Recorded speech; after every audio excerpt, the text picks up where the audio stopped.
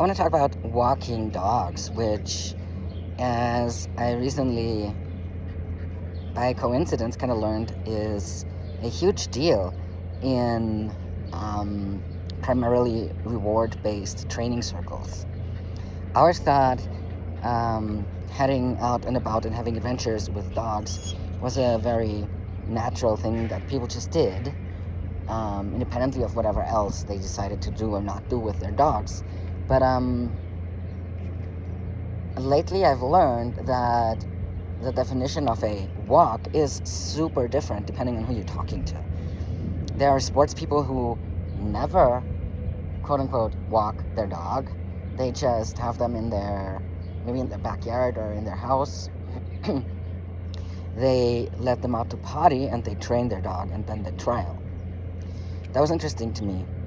I also learned that many people really struggle with the concept of taking their dog for a walk because their dog flips out over and over again, left and right. I mean, we've seen that. I'm familiar with that problem. But it seems to be more pervasive than I was aware of. And then you got the dogs who will kind of sit down, put on the brakes, and not walk anymore at all when there is something that maybe stresses them in the environment. So this is a lot more common than I used to think, and I just find it wild. Mostly because I haven't, this is not a problem I have commonly encountered in my own dogs and in the dogs I've raised. And I think part of that is really that I haven't made it a big deal. And some people do make it a big deal. And then now, in the peculiar slice of the dog world that I partially inhabit, there are now buzzwords such as decompression walk or sniff walk or sniffari. And people have come up with, respected trainers have come up with these terms and tell their students to do them, and now there's kind of like an art to it. And I've recently started investigating what that means.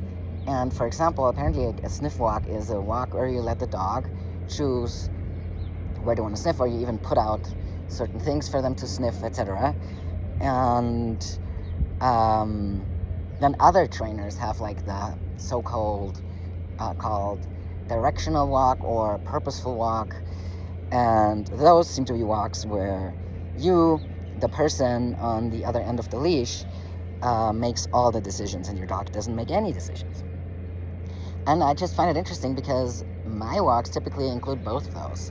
Sometimes I will choose a direction or tell the dog where to go, or when it's time to continue moving.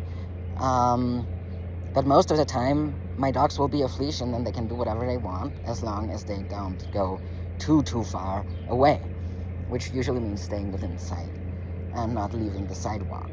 So they will sniff as well as run and then catch up with me, and I'm walking at my own pace.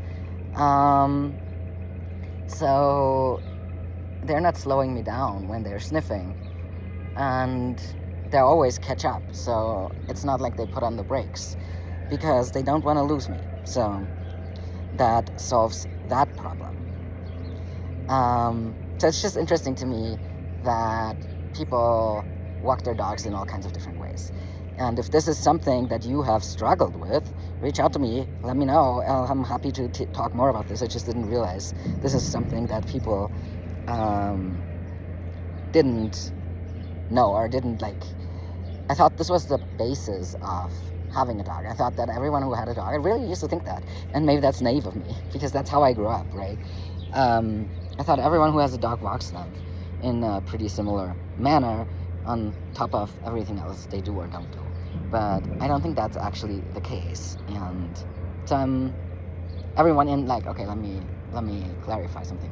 Everyone in the global north does that.